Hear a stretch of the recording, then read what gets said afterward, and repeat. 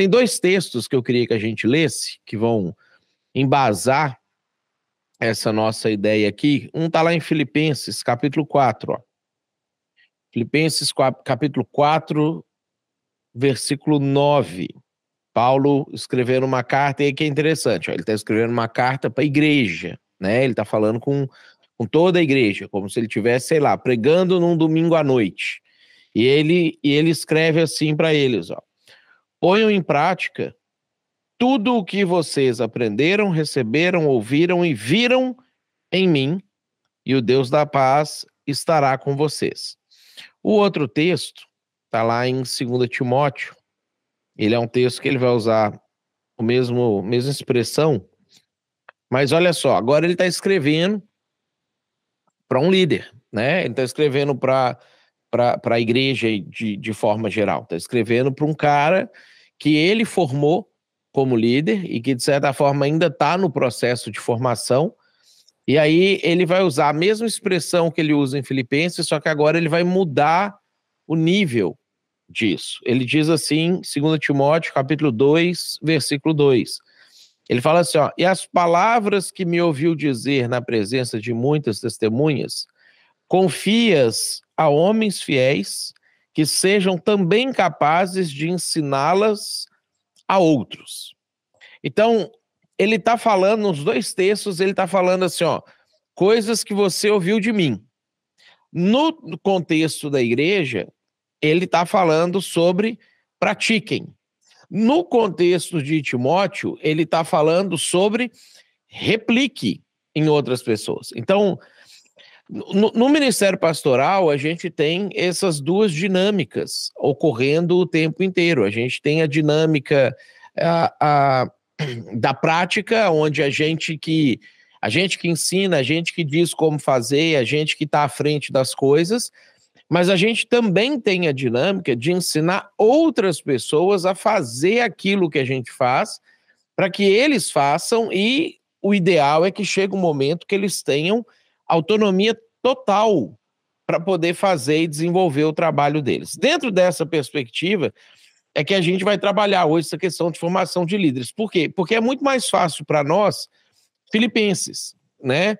É você que prega, é você que ensina, é você que aconselha, é você que faz, é você que acompanha. Timóteo é difícil, porque Timóteo depende de outras habilidades, num outro nível de liderança, e que a gente tem uma série de por que nós não fazemos. E aí, provavelmente, ao longo do tempo nosso aqui, hoje você vai identificar algumas dessas coisas aqui. Nosso chamado, na perspectiva de liderança, é um chamado de multiplicação. Tem um livro que eu li uma vez que chamava as barreiras nas etapas de crescimento da igreja, seria a tradução desse livro. Um livro antigo sobre crescimento de igreja americano, que ele fazia diferença entre o pastor de ovelhas e o dono do rancho. Então ele dizia assim, às vezes você pode cuidar das ovelhas com a mentalidade do pastor de ovelhas, que é aquele cara que vai ali e cuida de cada ovelha, sabe o nome de cada uma, põe um remedinho em cada uma, cuida de cada uma pessoalmente, tosquia cada uma pessoalmente.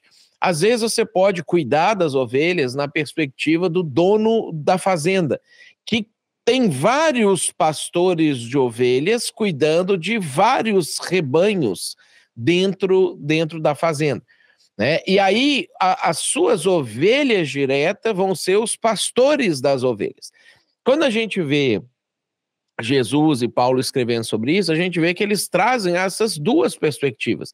A gente tem a perspectiva do pastorei as minhas ovelhas, e a gente tem a perspectiva do ensine as pessoas a pastorear as minhas ovelhas, já que nós somos limitados dentro da nossa maneira de desenvolver a situação. Eu lembro uma vez, eu ouvi num dos podcasts ali do Andy Stanley sobre liderança, ele fala uma coisa muito interessante, conta um caso, a igreja dele é em Atlanta, que é a sede da Coca-Cola, e aí o vice-presidente da Coca-Cola começou a frequentar a igreja dele, na época que a igreja dele estava em ascensão total, assim, para se tornar a maior igreja da cidade e uma das maiores igrejas dos Estados Unidos.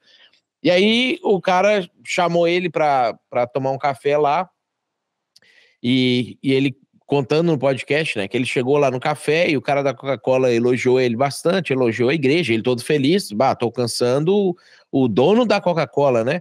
E aí o cara virou para ele e falou assim, só tem uma coisa assim, ó, se eu tivesse que investir, pensasse na sua igreja como eu penso na minha empresa, né, e eu tivesse que comprar ações da sua igreja, eu não compraria nenhuma ação da sua igreja, e eu não investiria nenhum centavo na sua igreja. Aí ele conta que ele ficou chocado quando ele ouviu aquilo ali, né? Como assim o cara fala, minha igreja é a que mais cresce, é a que mais se desenvolve, é a que mais está acontecendo? E aí ele questionou o cara por quê, e o cara falou para ele, porque se você morrer, acaba tudo. Então eu não posso correr o risco de investir o meu dinheiro em apostando que uma única pessoa vai carregar tudo isso e vai fazer tudo isso multiplicar. Então, esse tipo de coisa, eu acho que é um pensamento que a gente precisa ter, uma pergunta, talvez, que a gente precisa responder, né? Se a gente morre, o que acontece com as coisas que a gente está fazendo? Né? Se por alguma razão a gente para de fazer, se a gente, sei lá, tem um burnout, se a gente comete um daqueles pecados imperdoáveis pela igreja, se de repente você tem a oportunidade de fazer um outro trabalho em um outro local e você entende que esse é o melhor momento ou trabalho que você vai fazer para a sua vida e você vai deixar a sua igreja aquilo que você está fazendo. O que acontece com aquilo que você está fazendo, com aquilo que você construiu, com o seu ministério até o momento, né? Porque todos esses fatores, eles são bem possíveis de acontecer. Eu acho interessante quando a gente estuda igrejas que passaram por situações traumáticas, né, de líderes que pecaram, caíram e tiveram algum problema. A gente tem alguns modelos de igreja que o líder é um grande líder, é um cara fenomenal, ele erra, é afastado e a igreja continua, né? Óbvio, a igreja tem os seus problemas, ela se abala, não sei o quê, a igreja continua. Um exemplo que a gente tem é a igreja do Bill Hybels, né? A igreja do Bill Hybels continua. Willow Creek, o Bill Hybels saiu com escândalos sexuais e etc. A igreja dele lidou com a situação, foi turbulento, perdeu gente, não sei o quê, mas a igreja continua. Aí, do outro lado, a gente olha a igreja do Mark Driscoll, né? O Mark Driscoll tinha uma igreja de 12 mil membros, a Mars Hill, e ele saiu, foi afastado da igreja lá por questão de pecado, de fraude, do jeito que estava vendendo os livros dele, não sei o quê. Aí quando surge a fraude, vários presbíteros dele saem, começam a falar como que ele era um líder abusador, um líder que humilhava eles o tempo inteiro e não sei o quê.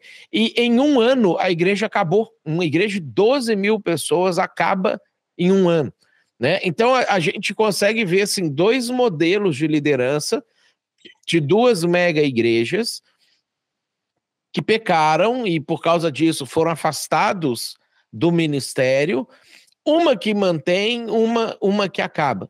É o que a gente consegue ver, por exemplo, quem acompanhou na década de 90 o Caio Fábio, né? Quando o Caio Fábio teve o problema dele.